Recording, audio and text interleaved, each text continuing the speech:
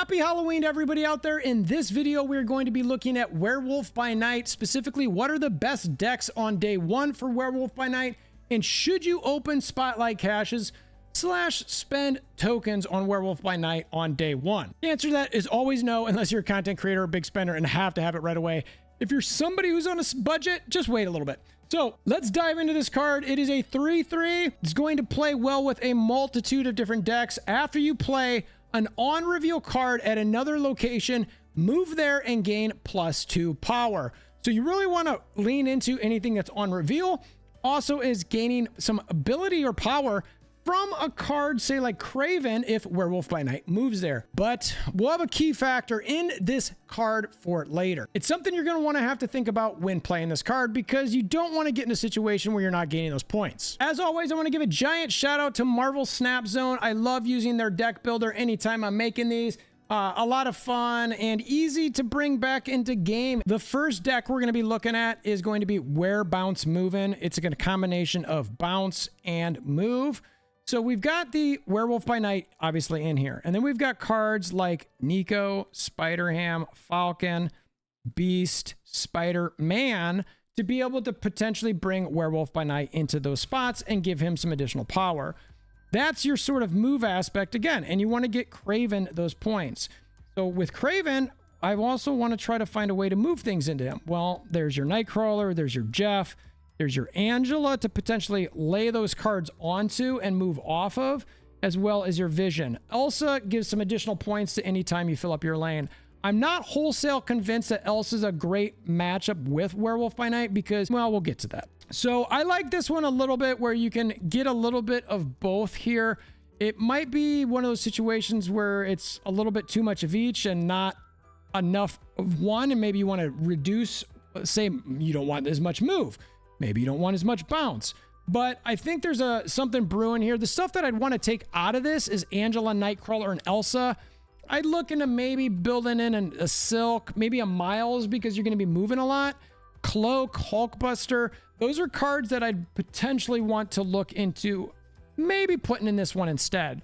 The next one we've got here is quite a bit different. So this one is like a WereThanos. It's really a Destroy. Let's put Destroy in here because I think it's really leaning in on that.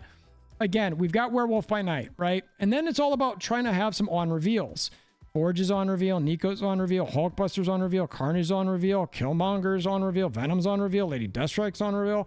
Thanos is going to give us a bunch of stones with on reveal. And then Death, because we're trying to destroy a bunch of stuff. X23 because, well, we want to destroy things and get extra energy. Killmonger is all about those stones. So save Killmonger for late, because what you want to do is use those stones as much as possible with Werewolf by Night. So get Werewolf by Night out. As soon as you get to 3, get Werewolf by Night out. Stone, stone, stone, stone. I'm bouncing around. I'm doing this bounce thing. Killmonger. Now I've got more spots to be able to go to maybe have Deadpool spot, I have a Carnage spot, a Hulkbuster spot, Lady Deathstrike spots that you can take things out. You should be taking out so much stuff that Death should, in theory, be free late. So I like this one quite a bit. This is probably the type of deck I'm going to want to play with right away. What I'm looking at taking out here is potentially Death, X23, and maybe Lady Deathstrike. Maybe you put in Deathlock, Spider-Ham, or Null. I like the Spider-Ham situation because it's a cheap on reveal. I mean, it does damage your opponent. You don't care if you destroy it or not. And Werewolf by Night gets the move to it to get an additional 2 points or 2 power for himself. So I like this version better than the alternate versions, but there's some things you can think about for sure. Next deck is going to be WereSurfn Patriots. I wanted to try to find a way, because Werewolf by Night's 3 costs. Anytime you have that, you got to lean into Silver Surfer. And I did a few different things here where I was trying to think, like, what do I really like the best? And some of them I was like, is this too clunky? You know, I don't know if like Brood's a great thing, because what if I, you know, Werewolf by Night's there and I wanted to play a card there the next turn, or, you know, Absorbing Man, but you could proc around a little bit and it could be fun. So we've got on reveals in Forge, Nico, Mr. Sinister, Mystique, Brood, Surfer, Absorbing Man, Iron Lad, Eliath, Dr. Doom. Oh my God, all these on reveals. It's amazing. So Mystique, you know, you really want to play with Patriot, right? Now, Patriot, you're not looking at probably bringing in until maybe the end of turn 4, maybe the end of turn 5. So that can be a little bit tough because then maybe you're not looking at what's going on here. So I need to play that out a little bit. I could see it potentially being a little clunky depending on what deck line you get. What I liked here, again, a lot of threes, Patriots leaning into the Brood, Absorbing Man, Iron Lad, Mr. Sinister type stuff, having Werewolf by Night bounce around. The stuff that I'd take out, honestly, is maybe the Mystique. I don't love that stuff that you could potentially look at bringing in. Blue Marvel, Maximus, Storm, Jux, Legion. Again, all on reveals, situations where you can potentially gain those points. I want to talk about, though, I really liked Alioth in this situation because if you think about it, Alioth is on reveal. So if you play Alioth on a spot, Werewolf by Night can jump to that spot and you're not super stressed about how many points you need to come back from. If it's just like, well, Werewolf by Night will bounce there. I've already got my Werewolf by Night at 8. So I'm adding 11 points to that lane with between Alioth and Werewolf by Night. Like, or I guess it'd be 10 points. That's, or yeah, 8. Well, hold on. So you're at 8. You add 2 to the Werewolf by Night. That's 10 plus 3. So it's 13. Whatever it is, you get the point that Werewolf by Night's built up points and you add those points to wherever you're playing Alioth. That's a great play. Doom, same situation where it's like, okay, well, Werewolf by Night bounces to the spot with Doom. Doom, in theory, if you've already got your Patriot out there, is going to help get some more points into whatever those other lanes are. So I really like a lot of what's happening here. I feel like there's something that can be done here. Now, is Absorbing Man and Iron Lad and Mr. Sinister and Brood, maybe you might have to drop one of those and get maybe 1 less 4, maybe 1 less 3. It's a little bit too clunky here, and get a 1 or a 2 to make this feel a little bit better on curve. I could see that. But again, I mentioned some other cards that you could potentially bring in here. I don't know. I like this one a lot. I think there could be something brewing here. Last but not least is something that I wanted to lean into more with just move. So we're moving. Werewolf, I don't know. I'm trying to play off the werewolf and then whatever the concept of the deck is. So again, on reveals, Ghost Spider, Nico, Iron Fist, Cloak. What else we got? Spider-Man, Hulkbuster, Iron Lad, Heimdall. So, you know, I didn't necessarily, and then obviously you've got your Kraven to build off of any things bouncing around. You've got your regular move cards with Jeff, Silk, and that's pretty much it, really. So I thought about maybe doing a Human Torch in this one.